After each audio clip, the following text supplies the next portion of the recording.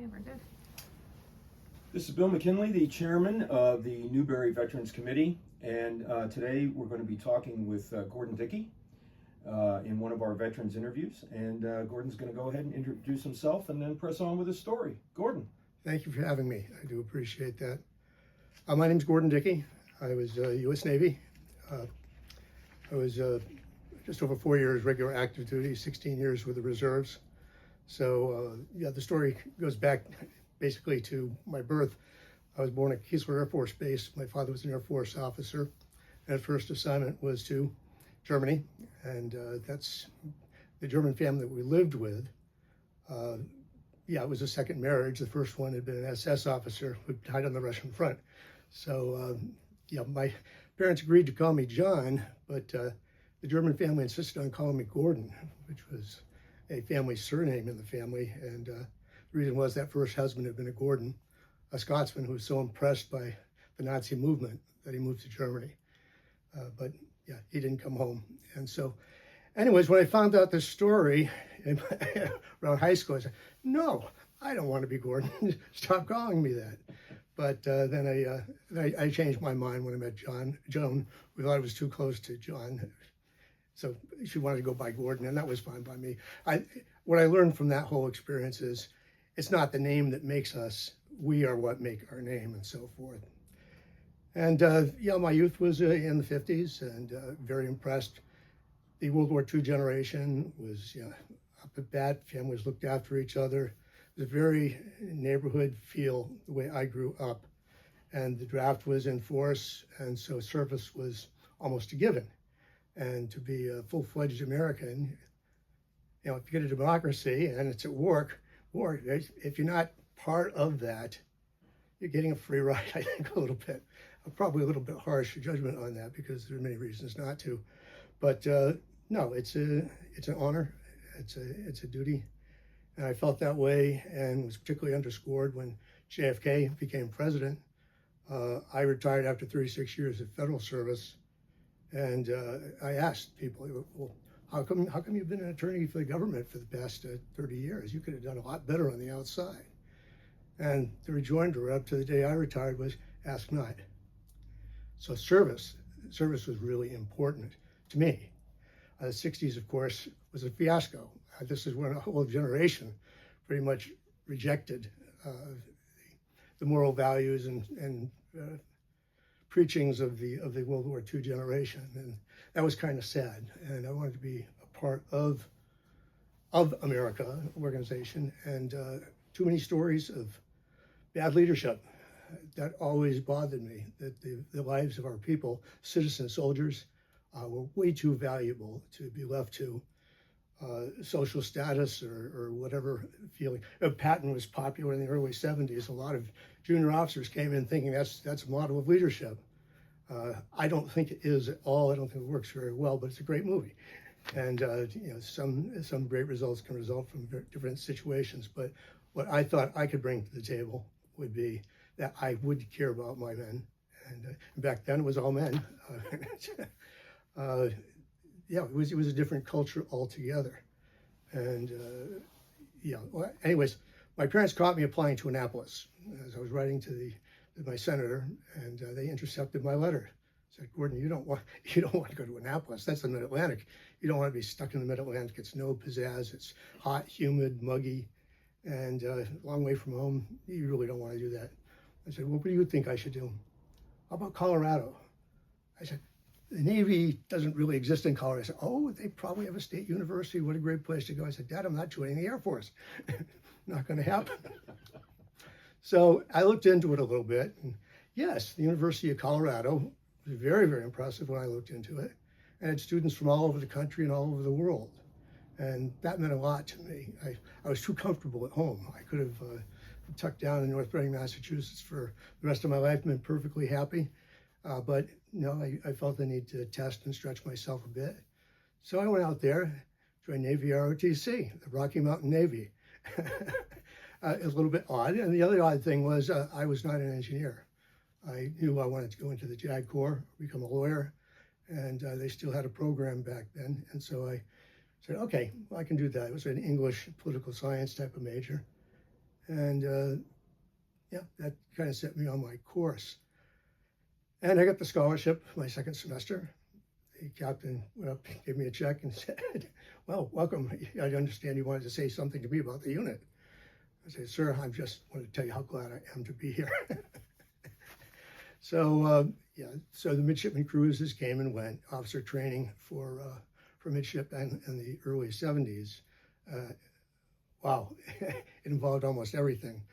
The third class midshipman, you're assigned to a ship and do such glorious things as climbing into the boilers and the side burners and going around the side of the ship, cutting the grass on the side of the ship. You get to hear the admiral say that, no, we're very careful about dumping things overboard, so all sewage is processed before it is. The next day we're on a cam alongside the ship with all the sewage dumping into our boots. So there were a few inconsistencies noted, but okay, we went through the training. Second class midshipman cruise was a lot of fun. We were told by our CO of our unit before we left that we represented the University of Colorado and we had to out-party everybody else. But what that actually meant was to volunteer for everything. On active duty, you may not want to volunteer for everything, but as a midshipman, it's a sales pitch, okay? We started off down in Corpus Christi, Texas. We all flew planes. I flew T-34 several hours, S-2 and F-4. So yeah, this is trying to convince us that we want to be aviators. I found that very interesting, except it was an additional 2-year commitment, and my eyes weren't going to hack it. I'd be backseat at best. So no, I still love the sea, and that had my. But then the submariners came. They wanted us to go that way, so I volunteered. I want to be on submarines. We did all sorts of emergency maneuvers in San Diego Harbor and just outside. And so we did that. And then the Marines, they had us for a week, and the SEALs had us for a day or two. We went through everything, the physical fitness challenges and all the rest of it. By the time we were there, we were ready for it. And then first class midshipman cruise, basically you're a junior officer. They try to give you some responsibilities and watch standing around the ship. So when we were going in an LSD, Atlantic Ship Dock, up to Anchorage, Alaska. And so we got our turns, and yeah. Unfortunately, when I gotten back from that cruise, they announced that the JAG program, extended leave program, was canceled. But it was okay because I could still go Marine option. Well, they still had it. So no, I said, well, let me see where I get my orders from. I turned in my dream sheet. I got a destroyer out of Athens, Greece. I was going to be the damage control assistant. And I just met a beautiful art history major. We'd fallen in love, and Greece sounded pretty good to her too. So that was fine. But you know, it's still ragged around the edges. You jump into things you don't know exactly what you're involved with. The guy I relieved, his car was being firebombed this last week on the job. And so, yeah, some things were really good, some things weren't. Living abroad was wonderful because we had people that remembered the Marshall Plan very, very fondly. There were a lot of Greeks who really loved us. But when they had the Cyprus crisis with Turkey, they were expecting us to go out and fight the Turks for them. But both being NATO members, that wasn't going to happen. We weren't as popular when the ships came back. So in the Med, I was regularly deployed for 6 and 8 week periods on the destroyer. And we'd go out in formation, and we'd keep track of the Russians, and they'd keep track of us. We didn't mind too much. I was on the William M. Wood, DT-715. It was a World War II Fram tin can destroyer. And we had nothing on board that they'd be interested in the slightest. And yet everything we saw from the Russians was fascinating to us. So yeah, they'd try to cut us off in formation, have us break away while we were refueling at sea. Stuff like that was really dangerous, nasty. But we'd have a cookout on the ASROC deck and have skeet shooting off the other side and a general swim call. And they're looking over the sides of their ships, you know, they're afraid that we're going to go over and try to board them or one thing or another. So it was pretty tense at times. We were Kither Anchorage just off of Crete, and for Easter Sunday morning. And we'd pull it in with a Forrestal and 6 other destroyer types and supply ships. And we had the place all to ourselves. It was a good place to watch Russian activity because it was a shallow sandbar type of area. You could anchor very easily there. And yeah, in the middle of the night, Russians came in, lit up the whole place, pulled ships in between each and every one of us, And so, yeah, it was a wonderful Easter weekend, trying to figure out where this was all going to lead to. But that was fun. We had plenty of experiences. We rescued an Italian tug while we were out on one National Week exercise. They liked our ship because even though it was the oldest and only had 600-pound plant instead of a 1,200-pound steam plant, we could go faster than anybody else and we could take more damage than anybody else. So the reward for that was bringing it back to the United States after 6 years abroad for the ship. I joined it over there. When I came back, it was going to be decommissioned shortly afterwards. So I accepted engineering officer and eventually executive officer of a minesweeper, USS Inflict. It was out of Portland, Maine. So that felt comfortable. I said, well, this is pretty neat. I get to go back to New England. And the trouble with that is we were down in Charleston, South Carolina almost all the time. Our job there was to try to train reserves. So all the Navy reservists in Maine, they thought this would be a good opportunity for them to come out, but having a dual command structure was a little bit awkward. And I guess they finally gave up on doing it that way because she was on deployment a lot. In fact, sea service ribbons were issued because they're out of home port so much that the deployment stars were there. So it was interesting. Having the reserves on board was really great. It falls into the citizen soldier line, where this is really, really important. I think it's something that distinguished U.S. military for many, many, many years. We have civilians come in. They don't necessarily like being in, but they can be very creative, and they're a little bit skeptical about the chain of command sometimes. So if you're looking for ideas, American military people can be very creative and very motivated under the right circumstances. You got to be careful to treat them like anybody else. It's democracy. I think up until the time I was commissioned, we were commissioned officers and gentlemen. Well, they cut that gentleman stuff off when I was commissioned. They said, well, you're commissioned as an officer in the U.S. Navy. And I was, okay, it's fine. So anyways, I was in the Inflict. The Inflict, after I left it, left active duty, was shipped over to the Middle East, and it did minesweeping in the Gulf, and very successfully. It was the first ship to sweep a mine, and it took more than any of the other ones. It was a great little minesweeper, but you got to think this thing was commissioned in 1954, and it's still around in 76, 77, 78, and the irony about minesweepers is they're made out of wood. And so the engines use oil. You got oil-soaked timbers in the bottom of that engineering plant. I was the engineering officer, XO, damage control. Wait a second. These things would burn down to the water line unless you were really, really careful. And we had many, many adventures on the Inflict. But just to give you an idea of the difference that being a proactive junior officer can have, at that time, as damage control assistant, I wanted to test my duty stations, make sure they knew what they were doing. So I'd come up with the toughest battle problems for the evenings. You know, they have to be on board ship anyways, so we're gonna do something worthwhile. So what's the worst casualty we can have? I said, oh, if we have a fire in the shore power connection, that's in the fan room. That would suck smoke throughout the ship.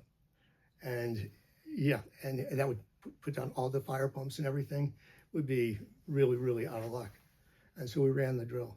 We'd have to light off two P250 pumps and a couple of Red Devil blowers and so forth, at least just to get a baseline. And then the dewatering and all the rest of it be a real nightmare. Well, they did very good. He got it in 9 minutes the first time. We ran it again, got them down to 7, and finally dropped it down below 4 minutes. Said, guys, that's very impressive. And they were very proud of themselves. 3 nights later, they were on duty, I was not. And we have general quarters, all hands man battle stations. We had a major fire. Where was it? It was the fan room. And it was that duty section. And they were flying around. First thing I looked up at the superstructure, we had everybody out of the radio coming over the side, barfing over the sides, very, very sick with the smoke billowing out. It looks absolutely terrible. These guys are running around with smiles on their faces. They knew just what to do. And they had that fire secured before the base fire department could show up either. Minimum damage, we were back in pretty good shape. So this is the type of thing. If you're proactive, always think of what could go wrong next. It's too easy to be complacent. If you're doing a mid-watch independent steaming, well, fine. It's like standing in a closet with binoculars around your head for 4 hours, but craziest and worst things will happen when you let your guard down. So this is why it's probably the most important feature of a junior officer, I think, is always have situational awareness, anticipate what could go wrong, how you're going to react to it, and you'll never be surprised. And the troops really value being valued that way, and to share in building damage control problems, battle problems, and so forth. That was really rather extraordinary. The inflict was reassigned to, I think it was Newport, Rhode Island, and the exploit, a sister ship, came up. They were trying to match like engine types together. So we had Waukesha diesels, and the exploit had Packards, and the fray was up in Portland as well. So they wanted to match them so we could steal each other's parts when we needed them. And that actually worked out pretty well. But as engineering, I had a whole new system to learn. Minesweeping is a fascinating business. I'll be glad to talk to anybody extensively about it. But yeah, it's kind of weird driving a ship with 70 or 80 people on it over a live minefield with your sweep gear out to both sides, influence mines, and also the gunners up there. They try, if you cut off a mine that bobs to the surface, they just shoot away and eliminate it that way. And the formations they would get into to sweep it. It was all fascinating. It worked very well in the Persian Gulf because they paired it up with helicopters now. So that made a very big difference in that war. So anyways, after 4 years, I got off of active duties. I intended to go to law school, and I did go to law school, and the Navy was the best thing that ever happened to me up until that point. Not only did I have the GI Bill, but when I started school, I only had to work 16 hours a day. I got to go home every night. It was fantastic. I mean, I could even find time to exercise in the midst of all that. And my work ethic, because of service, way surpassed all my classmates who had gone straight to law school from college. So yeah, I finished first in my class after the first year. And that, plus the GI benefits and so forth, made the federal government look, well, they were interested in me, I was interested in them. And yeah, I ended up under the honors program with the Internal Revenue Service, which is about my least favorite type of law at the time. But I went through several different offices, which gave me a very broad background in government law. That's employment law, contract laws, funding issues, and so forth. It was right there. And I picked up a Master of Law and Taxation at Georgetown. So fine. It wasn't what I had chosen to go into. But when you take what fortune brings you and you grab onto it and you own it, what a difference. It just makes you more interesting. Because the United States Information Agency and Voice of America, where I had interned, yeah, they noted all of that stuff. And yeah, I came back as a GS-15 to USIA, and that was great. It was exactly the public diplomacy. Believe me, overseas, when you consider the hearts and minds of other neighbor countries and so forth, yeah, the Voice of America is very important. And it's a reminder to ourselves when we broadcast about what's going on, the political dialogue in America. Very afraid of propagandizing the American people, so many statutory restrictions were placed on it. You can't do VOA broadcasts to American people knowingly.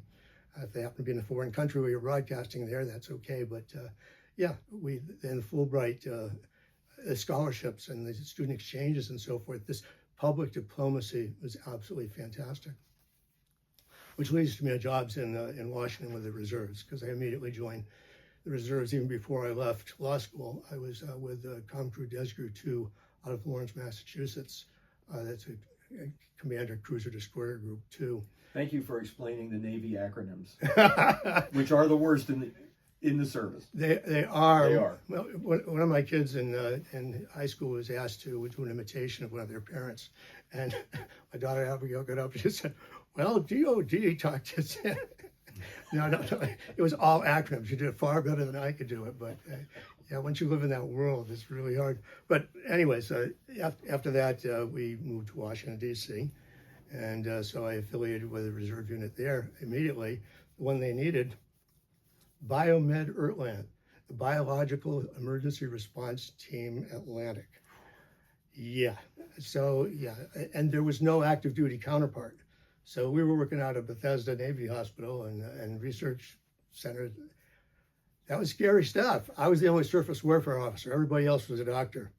Didn't take me long to figure out what my job was. Yeah, I get the beautiful rubber suit and the testing kit, and I'm going to go out there. And when I drop over, they'll figure out what did it in, and so they'll be able to take care of it from there on out. I did that for a couple of years, did my time, then went over to NMPC, which is Navy Military Personnel Command, and that was a annex to the Pentagon at that time. And that led me to the Chief of Navy Operations Logistics. And that was a wonderful place to be, a non-nuclear explosive ordnance officer, so watching what's coming into the pipeline. And it just so happened that the Gulf War, the first Gulf War, was coming up while I was doing that. So counting bottoms and stuff going into the Gulf area was really important. It just so happened at the time I was working with Voice of America. And yes, the Emir of in Manama, Bahrain, had promised that, yeah, we could do some radio broadcasting there. Nobody in the Gulf had ever allowed U.S. government broadcasting in the area. This was breaking way new ground. So it was something we had to pounce on. So I went, I was asked if I would take that assignment. So I went to Manama and was absolutely shocked that the Voice of America engineers, who don't control content or anything, were offended that we were shilling for the Department of Defense. I said, no, that's not it. Well, I was working hand in hand with the Air Force Major, who had no idea what rank was. His idea was get things done, and he'd work with people that wanted to get things done. And it was impossible. It just made it more interesting. And he finally ended up as Chief of Protocol for the Chairman of Joint Chiefs of Staff. So yeah, other people noticed too. But despite the problems with the engineers and the Emir's assignees to negotiate with us, we figured out a way to get it done. We did an overnight session with their Minister of Information, and got the director on the phone, and we'd stopped at the J4 with Riyadh, Saudi Arabia. So we'd stopped there. We could get it all cleared with the command, and they were ready to support us with Navy reservists who would help install this emergency radio transmitter. So my reserve job was almost identical to my active job, and which is a problem. If the balloon goes up and you're recalled, you don't want to abandon a equally important civilian job. At the time, my civilian rank was equivalent to a Rear Admiral, whereas my military rank was 04, I was a Lieutenant Commander. And that's as far as I got in rank in the military. But yeah, this was a little bit confusing. I'm on watch in the Logistics Planning and Execution Center at the Pentagon, and all of a sudden there's a phone call, get Dickey down here. Is the Department of Defense Chief Legal Officer want to talk to me? It was Captain Graveldinger. So what's he want to talk to me? I'm just a logistician here. So I came down as I suspected. He threw me a file across the table and said, "What the hell are you doing in Bahrain?" I said, "Huh? I'm in the wrong uniform, sir. Let me get my suits on. And by the way, let me get some PSYOPs people up here." And yes, I was able to orchestrate all of us coming together. We calmed Captain Graveldinger down, and we were up and operating before the Gulf War started. So yeah, Voice of America did some good. This is soft diplomacy. And one of the things about PSYOPs and so forth, everybody thinks it's black ops and gray ops and stuff like that. But we found the most effective one is telling the truth. All the rest of the cloak and dagger just gives you a bad name and nobody will trust you. Believe me, the Iraqi soldiers on the front who are getting these flyers and these broadcasts and so forth, oh, by the way, you don't want to be in this sector tonight because we're going to bomb the crap out of it. You do that several nights in a row. They know to listen to us because we're telling them the truth. Oh, and by the way, here's how you surrender. It worked like a charm. So yeah, not in all cases and always, but what a magnificent way of controlling the field of battle with soft power and people to people type of thing. Talk to the people, not to their chain of command. It's going to work a whole lot better. So that was, I was wearing two hats at the same time. And then with my international legal work, one of the lessons from the Gulf War was that we need an international armaments cooperation group. So yes, I was solicited to join that. So I was a non-legal legal advisor to them. And so we would do senior naval representatives meetings. We'd talk to the Swedes and the French. Everybody would have something that they were really, really good at. And we wanted to know their technology and ours, and being allies, what we could share, what we could work on together. Then we'd have meetings that were called NANAGs, NATO armaments groups. So it was really worthwhile. In that group, I was just more of a note taker than anything else. I wasn't running the agenda. And of course, a lot of this is to listen. And you know, it can be non-committal communication back, but that's really important just to show the level of cooperation and what can happen at these different levels. So I was delighted in that unit, and that's where I finished my 20. And so I had to work another 20 years to get to retirement age, when the Navy all of a sudden magically turned me into a full Navy retirement. So that was yeah, it was a surprise benefit, and I really wasn't counting on that when I went in. I would have also said, as an English major rather than an engineering major, I was probably the least likely person of the 60 people in my unit to last until retirement. As far as I know, I'm the only one that made it to retirement. So yeah, a lot of the gung-ho types did not get very far. You got to use your head, listen, and be thoughtful. There's all sorts of opportunities around you, and see what's there, own it, and you know, never give up. Never give up. Like the astronauts, when one accident after another happens, you solve this problem, and you solve this problem, and this problem. At the end of all that problem solving, you get to go home. I wanted to ask you a question, something you brought up earlier. You were talking about when you finally got into law school, that your work ethic that you had attained in the Navy. Yep. What was the most important aspect of that? Well, awareness. I mean, it's in growing up, you have to learn to live in the moment and understand that the ramifications of whatever you do in that moment are going to have repercussions on down the line.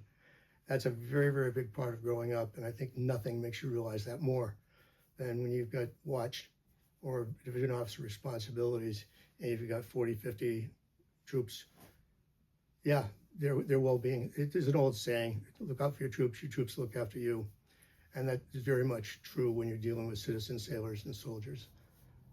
So yeah, I'll always be able, because something was always happening. I don't think I ever stood a watch where something didn't happen. I mean, after all these years, the ship had been in the Med, was coming home to Norfolk, smooth cruising through the Gulf Stream, beautiful sunny evening, we're coming home the next day. Yeah, I had the watch. And a quartermaster came in and said, oh, yeah, Seaman, I forget his name, but one of the enlisted guys had jumped overboard. Now, he didn't say it as loud as I just did. He just whispering to the quartermaster and said, what did you say?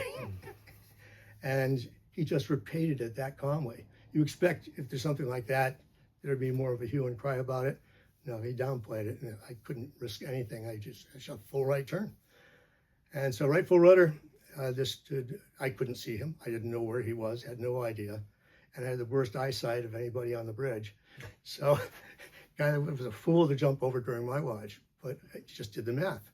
We come 60 degrees past our base course, shift your rudder, come all the way down till you hit the reciprocal course, and that will vector you over enough so you're following absolute reverse of the way you came down. So we went over the same ground.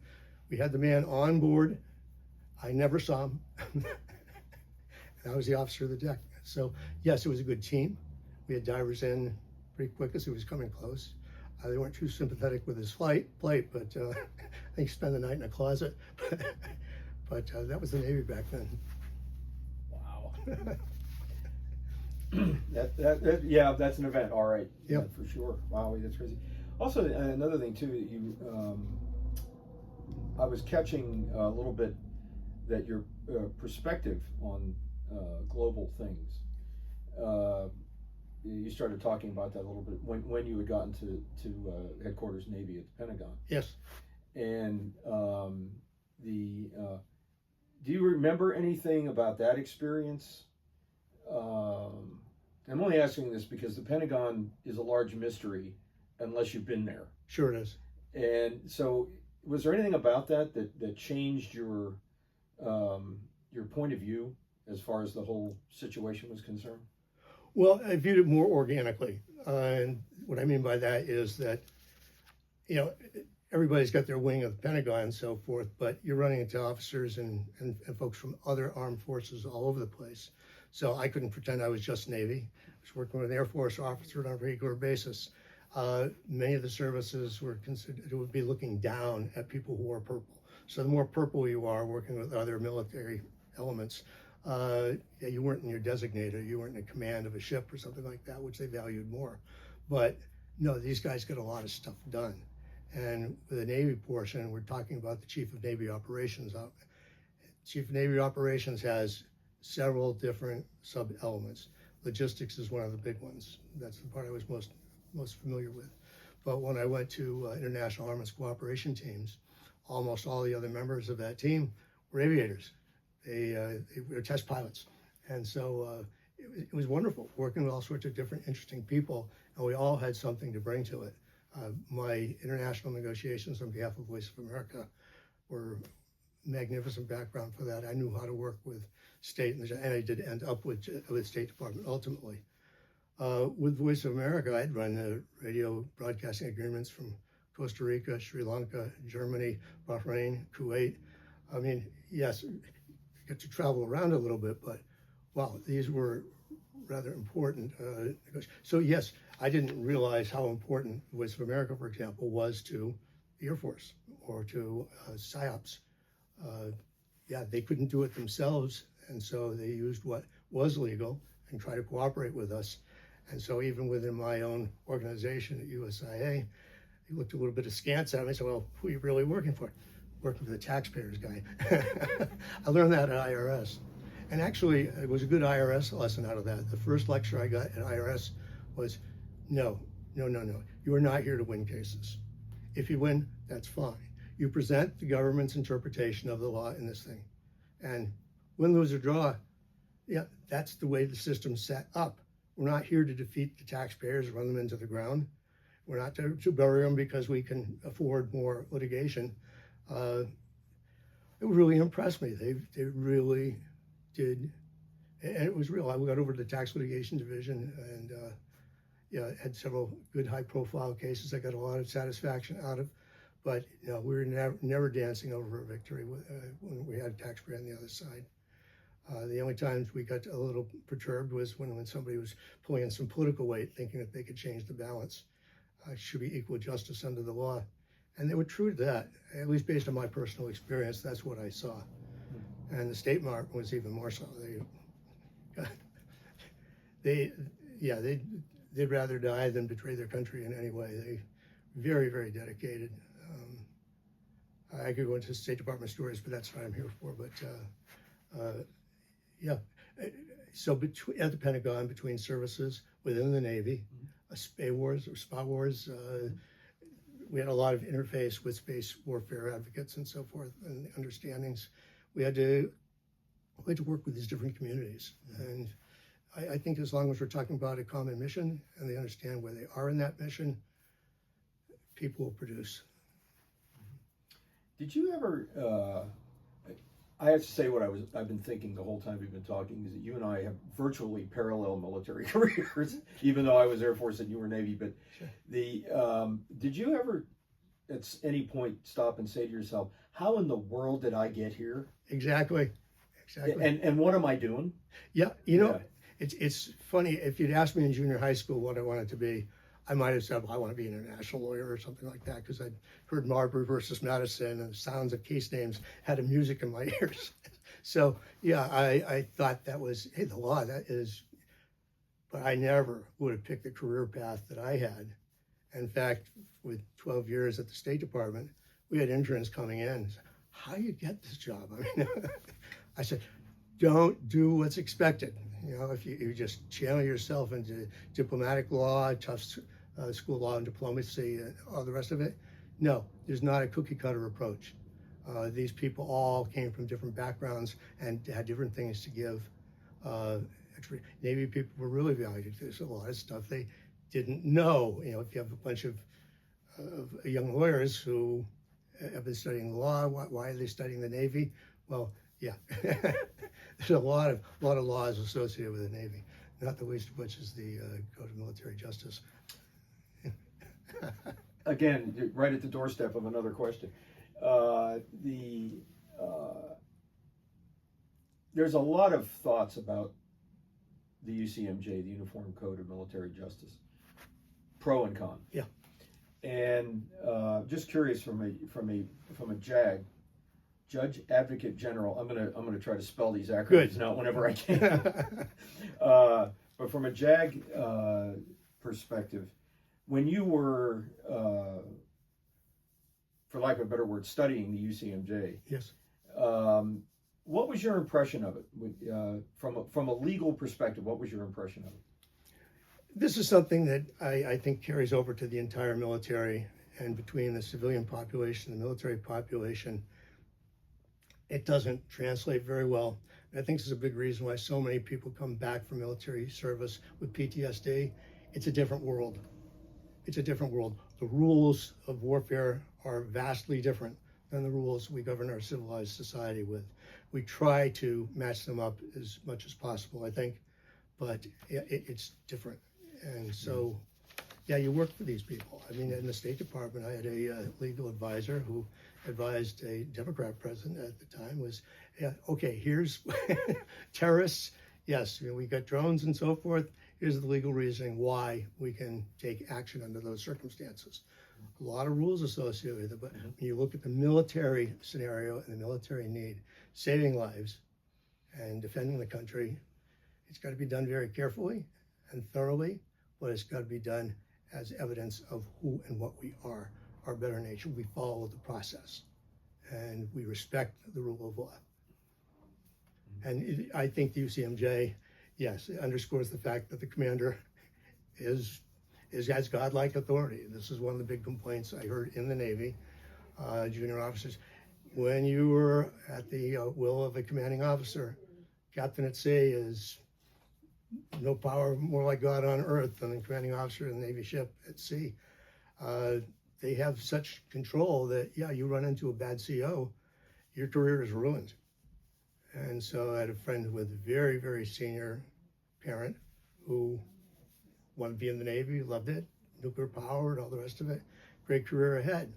But it took him 2 assignments as a junior officer to realize, wait a second, I'm not in control of my own destiny here. I can do an incredibly good job, but I've got a commanding officer here that's mad. I try to keep him out of trouble, but it's too much. I don't know if that much authority for anybody really is a good thing. But it's always been a problem. Yeah. It's always been a problem. So fortunately, they're in the minority, I think, overall. But well, some of the favorite movies were the Caine Mutiny and so forth. Yeah, I know. Yeah. So it comes right up to a very difficult point. And this is something that surprised me when I was on active duty. Stories from the Soviets that orders would be given to launch, and you'd have some poor guy say, "No, I'm not going to do it." Wow, I'm glad we had that 5 minutes. It saved us from a nuclear war. So even in their absolutist chain of command, yes, the individual action and judgment is important. In the United States, you can't follow an illegal order. Well, we're not all lawyers, so we don't know what an illegal order is all the time. Right. And so, yeah, it's the interactions that are necessary to make these things work. They have to be fluid. You know, it's not a corset. It's something. It's a model that we can work with, and yeah, it can't be unreasonable, but it's got to be functional. On the plus side of it, you know, and I freely admit I have tremendous regard for the UCMJ, especially as a commander. Yeah. And you know, one of the things that I always loved about it was you didn't have to ruin somebody's life to get their attention. Yeah. Which I always thought was the justice part at the end of UCMJ. The real justice here is, can we help this person? Yes. Make them a better sailor or a better airman to help the unit to complete our mission. We don't have to throw them in jail. We don't have to throw them out. We can actually correct this and get them to be better off. And more times than not, it worked. Yep. You know, and I'm sure you ran into that a lot. But that was one of the things I loved about about the code. And then there's other things that don't exist in civilian law at all that we could use if you had a problem and you had to get rid of somebody for whatever reason. Non-judicial punishment. You could do it, and those things. It's funny when I hear somebody say, "Oh, the military judicial system is horrible and it's just completely designed to keep everybody down," all kind of stuff. I look at them and say, no kidding, you have no idea what you're talking about, because that's not it at all. Right. And your point about a bad commander is accepted. I think there isn't anybody in uniform that wouldn't agree. But I like the positive side of it myself. Yeah, as with all authority, it can be used as a bludgeon or as a point of order for better discussion. And as you say, having the flexibility to come up with other types of punishment or one thing or another that's going to be corrective action is so much more important. You do some of that and it's going to reflect well on the command, and you get loyalty out of that. And people work best when they're looking out for each other. We're a team after all. We may wear the stripes and the different types of stripes with uniforms between the enlisted and the officers, but it is a team. One cannot function without the other. The Russians always had trouble because their officers were the only ones that could do the mechanics and so forth. The others were just kind of standing around. It was very, very difficult for them. So, we took pride in some of that.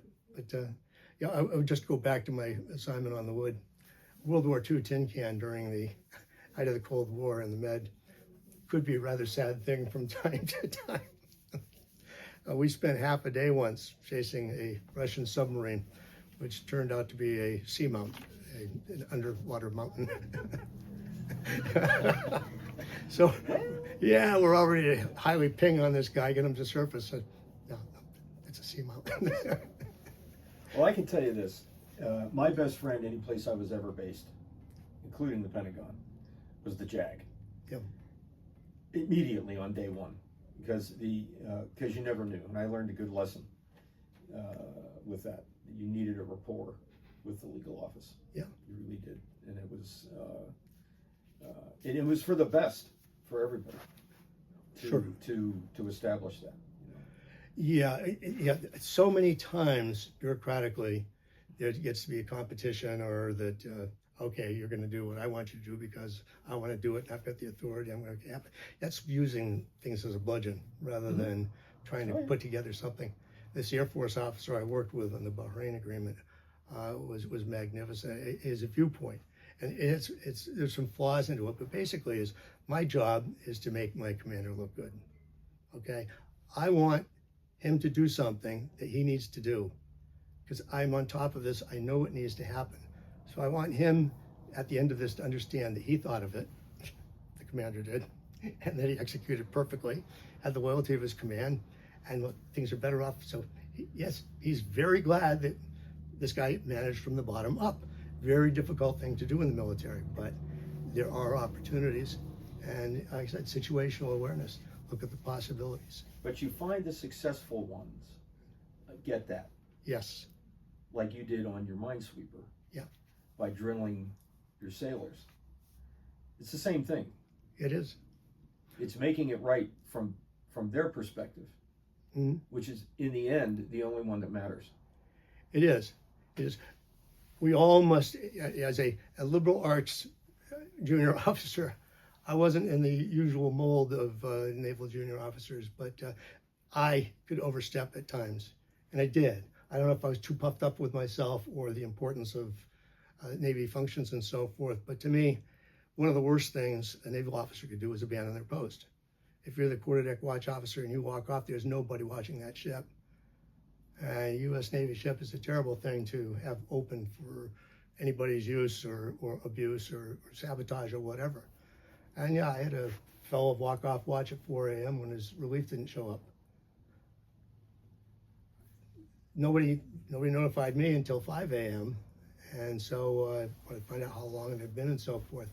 And that I just saw red. I said, no, it's captain's mast tomorrow immediately. And there's got to be some very significant punishment. Well, the guy did have a family, a little kid, and his financial straits were awful, busting him a rank or two. I said, hey, under the circumstances, we cannot have anybody ever do this again. And so I was insistent. There were probably more creative ways of handling it under the circumstances. I didn't familiarize myself with this particular case or other possibilities to have a complete understanding of everything that could be done. So yeah, I get pings about some of the things I did. But what really amazes me, every time everybody else would be complacent, I'm looking and it was almost always something. I don't know, a sixth sense, but it's not just self-preservation. It's your response to both the lives of the people. Right. I was about to say, did you ever consider the fact that maybe that's why you were there? I think so. You know? I think so. As hard as it is. Yeah, I think I was blessed to be able to take this path. Frankly, I thought as a liberal arts major in the Navy at that time, they needed somebody like me who would just not dutifully go off and square my corners all the time. Said, no, we got to bring some reason to this. I'm not going to send people off on stupid missions, and I'm going to have whatever say I can say. I know where the bounds are, but somebody's got to speak up, and far too many people are too quiet. But if you want to be a military officer, you better be willing to speak up while you can. Yeah. Colin Powell once said, get mad and get over it. Yes. And I've never forgotten that your people will understand if you get angry. If you're always angry, they'll think you're crazy. Right. But if you get angry and then you resume normalcy thereafter, they'll respond to that and they'll understand because they know you care. Yep. And to a sailor or an airman, that's the primary thing you look to the officer for. Does this man or woman care about me and what I'm doing here? You mentioned Colin Powell. Now, Colin Powell was Secretary of State while I was in the Office of the Legal Advisor for Consular Affairs. And I had a habit of always being in a rush at the department. More than once I'd come around the corner and all of a sudden there's Colin Powell standing there with a couple of aides, and he couldn't resist. He smiled each time and would pat my back or whatever. Said, keep going, be careful. I worked with one of his aides for a while in a different 3-letter place, and she used to talk about him as being the nicest guy He was. that she ever met in her life. Yep. But his business. When he lost his temper, you did not want to be in the room. Well, Powell was also the master of understatement at times. He, in describing what was going to happen in the first Gulf War, he said the enemy has come down here. This is the location. There's the highway here. We're going to cross it, cut it off, and we'll kill him.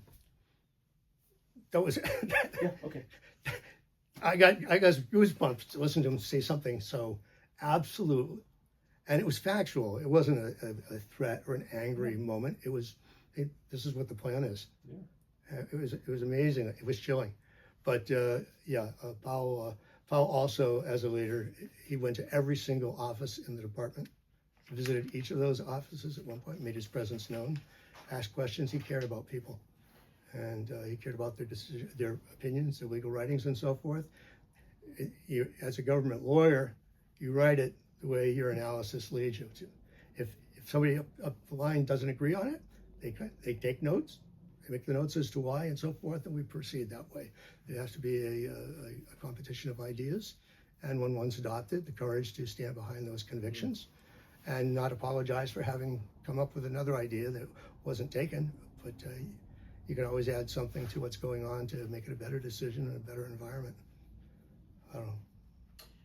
One of the, and you've mentioned somebody a couple of times, this Air Force major. Do you remember his name? Yeah, Walter Sasser.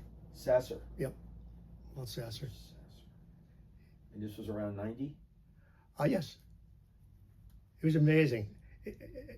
Rank had no effect on him. Okay. He respected it. He was never being fractious or anything like that. He just said, no, they've got a job, I've got a job, and yeah, I'm going to help them do their job. I've got nothing to apologize for, which was kind of refreshing. That's not what I got from everybody else. Right. And this guy made a big impression on you. I was just curious, was there any, during your entire military time, was there anybody you remember? We all have, memories of people, and you start wandering through trying to remember what they did, and maybe it was funny, maybe it was awful, whatever. Is there anybody else that you that you recall? Almost everybody I met had an impression on me one way or another. I like to talk about a fellow named Pat Clymer. He was a third-class electrician. He was the hippie on the wood. He okay, he had his own music, his own space and so forth. Not somebody I would expect to be of great military value, but he was there. Kind of quiet. Well, the deck was secured because we were taking greenies over the bow, which meant we had waves going the full length of the ship. And this guy had stepped out of the forward gun mount, didn't hear the word. So he gets swept down the side of the ship. His head was cut open by one of the stanchions that was going off the stern. And Pat Clymer, who couldn't swim, jumped from the second O2 level. Saved that man. That was courage. So, yeah, I see each of these guys at different times who bring something to the game that would be totally irreplaceable. They did change people's lives. And that's just one example. The XO I relieved on the minesweeper, Gulf of Maine. It was one of the winter months, minesweeping exercise. They'd made a mistake. One of the O-floats, which holds the sweep gear, got tangled up around the propeller. They should have stopped that propeller before they tried the recovery, but they were in a rush. But anyways, he didn't give it a second thought. He jumped right over the side, unwrapped it. It was a very foolish thing to do. But, you know, the courage that you see from people at odd times to make things work.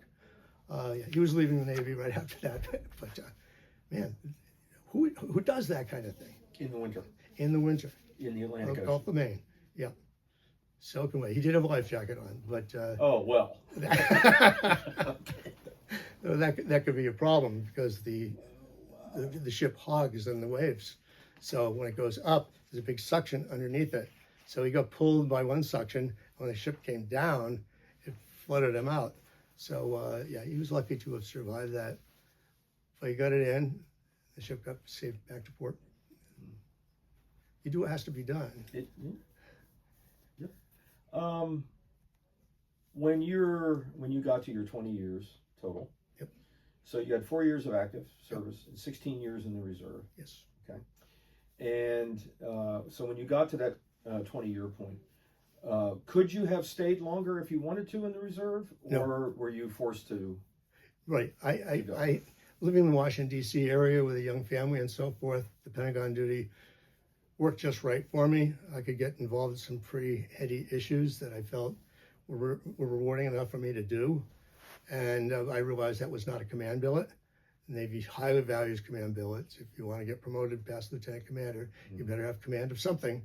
And if not that, it's got to be an ocean unit. So I would have had to commute to Norfolk or Newport on reserve weekends. And under the circumstances, I had no problem staying with the Pentagon. They respected what I was doing and what I brought to the game, and no, I'm proud of what I accomplished. So it was a rank based. Yeah, oh yes. You know, but you couldn't go past 20 at that rank. Right. Okay. If you pass over for promotion twice, yeah, and the fact in those situations you don't even really come up for it, but the selection board goes through. Yeah, we'll have to talk afterwards about that because I ran into a problem with that. Sure. But okay. You've talked a lot about how much the military service affected your entire life. How about your family? Oh, wow. When you first get married at a young age, you grow up fast. We were home ported in Athens, Greece. My wife and I were still on our honeymoon, basically, and she had to do everything. You know, bills and housing and getting a Christmas tree, things like that locally on the economy. She didn't know Greek when she arrived there, but she loved it, and she met people and communicated. This is real public diplomacy, people to people. When the military family is stationed with the sponsor, it's a wonderful thing. You can really get involved with the community in a positive way. You got to be very careful with community involvements.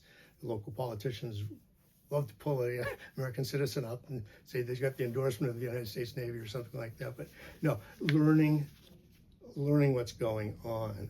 If you're abroad, young, You learn, okay, if the State Department noticed that there are demonstrations in this part of town, stay away. You listen to it, and you manage the household. And yeah, even to this day, I was an IRS tax attorney. My wife does almost all the finances for us because we kind of got in that rut. I was gone, she was home, and it just worked for us. 100% relate to what you just said. Yeah. Absolutely. For the same reason. Yeah. Crazy stuff. By the way, that leaves my father was Air Force, I was Navy, my son was Army. So next one will be a Marine, I'm sure. I guess so. Yeah. Perfect time to ask you this. Is if you have a message for young people today regarding military service. This is huge. When we were growing up, we still had the draft. And during a good portion of the time we were in service, there was the draft, which meant that you had a lot of soldiers and sailors that weren't there because they wanted to be. I thought that was very good and healthy for the military. I also think service is a wonderful thing for all Americans. If you're going to live in a democracy, you got to pull some of the weight. You can't defer to other people and say that, you know, hey, I got a God-given right just to live in this country and live with the fruits of liberty, and you know, I don't owe anybody anything. That's not true. That's true. Somebody has to stand up for the country and the people who inhabit it, and for people that need somebody to stand up for them. And so, yeah, if you're considering joining the military, it's an all-professional military right now, but I would say they need you. They need people who have open minds, open hearts, and are dedicated to looking out for the precious treasure that is each American sailor or soldier.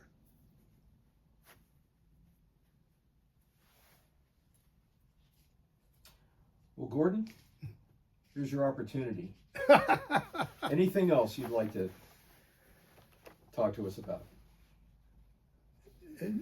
Not really. I think that just about covers it. I would say my government service and my military service fit very well together, and so they were never at odds.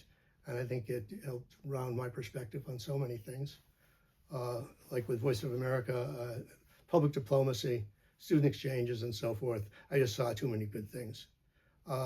When the Iron Curtain collapsed, I was in Germany at the time. We were negotiating in the Munich relay station, and I felt such elation at that point. And so, yes, it made a difference. When JFK described it as a long twilight struggle, year in and year out, patient and hope. And I don't think I believed that it was possible. That Iron Curtain, I could not see Eastern Europe ever changing. And then all of a sudden, overnight, it was gone. I was working for Voice of America at the time when Václav Havel, the president of the Czech Republic, came to the United States to visit the White House. He didn't stop at the White House first. He had his entourage go straight to Voice of America and say, "Thank you for keeping the lights on." Now Voice of America's gone. We'll see.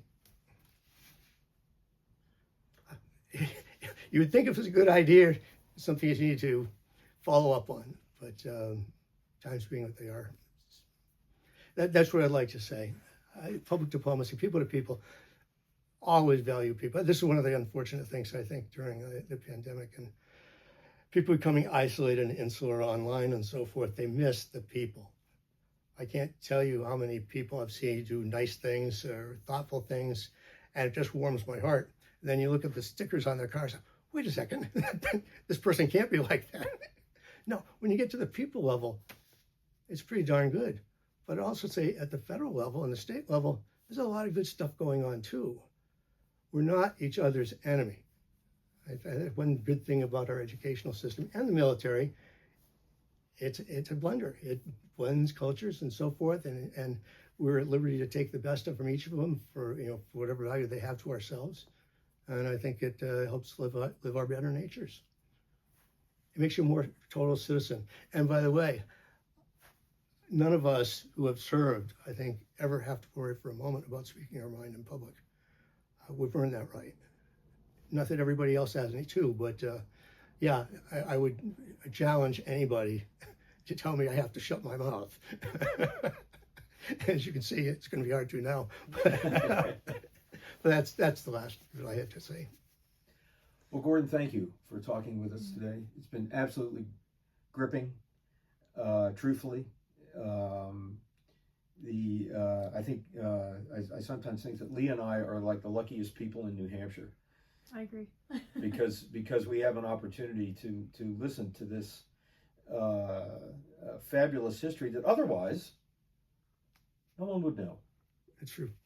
So thank you very much for participating in this. Thank you so much. Well, thank you guys for doing this. I do think it's important. I'd like to teach school at some point, but I've had too many careers before I got to that point, and that's sad. But hopefully this will fill a little bit of a gap there. But thank you. Thank you both. Thank you.